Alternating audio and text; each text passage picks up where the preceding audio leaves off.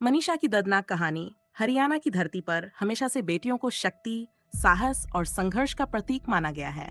यहाँ की महिलाएं खेल, शिक्षा और समाज सेवा में नाम कमा चुकी हैं।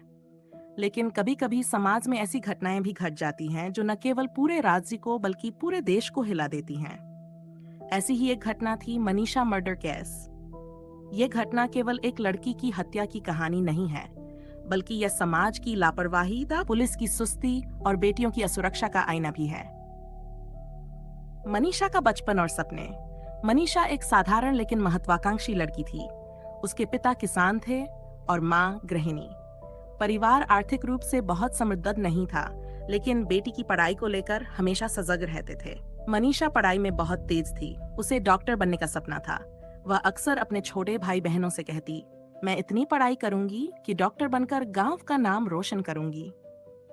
परिवार और मोहल्ले वाले भी उसकी इस लगन की तारीफ करते थे। गांव में जब भी लोग उसे देखते तो कहते, ये लड़की एक दिन बड़ा नाम करेगी। कॉलेज जाने का दिन 15 अगस्त की सुबह मनीषा कॉलेज गई थी। ये कॉलेज उसके गांव से लगभग 1.5 किलोमीटर दूर था। वह रोजाना बस से जाती थी और समय पर लौट आती थी। लेकिन उस दिन मनीषा घर नहीं लौटी। शाम होते ही परिवार परेशान होने लगा। फोन पर भी उसका कोई संपर्क नहीं हुआ। परिजनों ने सोचा कि शायद बस छूट गई होगी, लेकिन देर रात तक भी जब वह घर नहीं लौटी तो चिंता और बढ़ गई। गुमशुदगी से हत्या तक परिवार ने पुलिस थाने जाकर रिपोर्ट दर्ज करवाई। शुरू में पुलिस ने सामान्य गुमशुदगी का मामला समझकर ज्यादा ध्यान नहीं दिया। कहा लड़की किसी सहेली के घर रुक गई होगी या कहीं घूमने चली गई होगी। लेकिन अगले दिन गांव के पास ही खेतों में एक एक दर्दनाक मंजर सामने आया। पेड़ के नीचे झाड़ियों में मनीषा की लाश मिली। उसके कपड़े अस्त व्यस्त थे और शरीर पर चोटों के निशान साफ दिखाई दे रहे थे। यह दृश्य देखकर गांव में चीख पुकार मच गई। माँ बेहोश हो गई और पिता बेसुध होकर वहीं गिर पड़े। पोस्टमार्टम रिपोर्ट और चौंकाने वाले खुलासे जब पोस्टमार्टम रिपोर्ट आई तो उसने सबको हिला दिया। रिपोर्ट में साफ था कि मनीषा के साधन केवल बर्बरता हुई, बल्कि उसकी बेरहमी से हत्या की गई। शरीर पर गहरे जख्मों के निशान मिले। गला दबाकर हत्या किए जाने के सबूत मिले। रिपोर्ट में यह भी दर्ज था कि उसकी हत्या कॉलेज से लौटने के कुछ घंटों के अंदर ही की गई थी। पोस्टमार्टम की इस रिपोर्ट ने पुलिस की कार्यशैली पर सवाल खड़े कर दिए। आखिर मनीषा 6 दिन से गायब थी तो पुलिस ने आरोपियों क्यों नहीं पकड़ा? परिवार का आक्रोश। मनीषा का परिवार और गांव के लोग बेहद आक्रोशित थे। उनका कहना था कि अगर पुलिस समय रहते जांच करती तो शायद मनीषा की जान बच सकती थी। उसकी माँ बार बार रोते हुए यही कहती, मेरी बेटी ने क्या बिगाड़ा था किसी का? वो तो बस पढ़ लिख कर हमारे परिवार का सहारा बनना चाहती थी।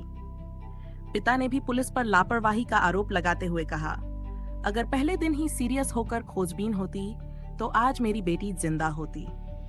समाज का गुस्सा और खाप पंचायत का अल्टीमेटम। इस घटना ने पूरे इलाके को हिला दिया। गांव-गांव में बेटियों की सुरक्षा पर सवाल उठने लगे। लोग सड़कों पर उतर आए और न्याय की मांग करने लगे। खाप पंचायत ने भी इस मामले को गंभीरता से लिया। उन्होंने प्रशासन को अल्टीमेटम दिया कि अगर जल्द से जल्द हत्यारों को गिरफ्तार नहीं किया गया तो बड़े स्तर पर आंदोलन होगा। गांव की महिलाओं ने भी नारा लगाया, बेटी बचाओ सिर्फ नारा नहीं, हत्यारों को सजा मिले। पुलिस की सुस्ती और सवाल 6 दिन गुजर जाने के बाद भी पुलिस हाथ पर हाथ धरे बैठी रही। आरोपी खुलेआम घूमते रहे और परिवार न्याय की गुहार लगाता रहा। मीडिया ने भी इस मामले को प्रमुखता से उठाया। खबरें आने लगीं कि पुलिस पर राजनीतिक दबाव है, इसलिए वह निष्पक्ष जांच नहीं कर रही। कई सामाजिक संगठनों ने भी इसे राज्य की कानून व्यवस्था पर बड़ा सवाल बताया। मनीषा, एक प्रतीक मनीषा, अब केवल एक लड़की का नाम नहीं रह गई थी। वह उन सभी बेटियों का प्रतीक बन गई थी जिन्हें सपनों के साथ जीने का अधिकार है, लेकिन समाज की दरिंदगी उन्हें बीच रास्ते में ही छीन लेती है। उसकी मुस्कान, उसकी मासूमियत और उसके अधूरे सपने हर किसी की आंखों में आंसू ला रहे थे। न्याय की लड़ाई। मनीषा की हत्या के बाद जिला और पूरे हरियाणा में लोग उठ खड़े हुए। सोशल मीडिया पर भी जस्टिस फॉर मनीषा ट्रेंड करने लगा। छात्रों ने प्रदर्शन किए, महिलाओं ने मोर्चा संभाला, सामाजिक संगठनों ने रैलियां निकाली। लोगों की एक ही मांग थी, मनीषा को इंसाफ दो, हत्यारों को फांसी दो। सरकार और प्रशासन की प्रतिक्रिया। जनता के दबाव के बाद सरकार हरकत में आई। पुलिस टीमों का गठन हुआ, जांच तेज की गई।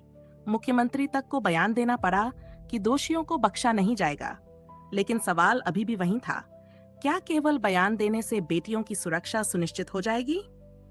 मनीषा की अधूरी कहानी, मनीषा के सपने अधूरे रह गए।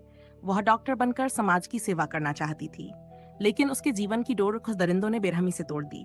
आज भी जब उसकी माँ घर की चौखट पर बैठकर बेटी की तस्वीर देखती है, तो आंसू रुकते नहीं। भाई बहन अक्सर उसकी किताबों और कॉपी को देखकर रो पड़ते हैं। समाज के लिए सबका मनीषा की कहानी केवल हत्या की दास्तान नहीं है।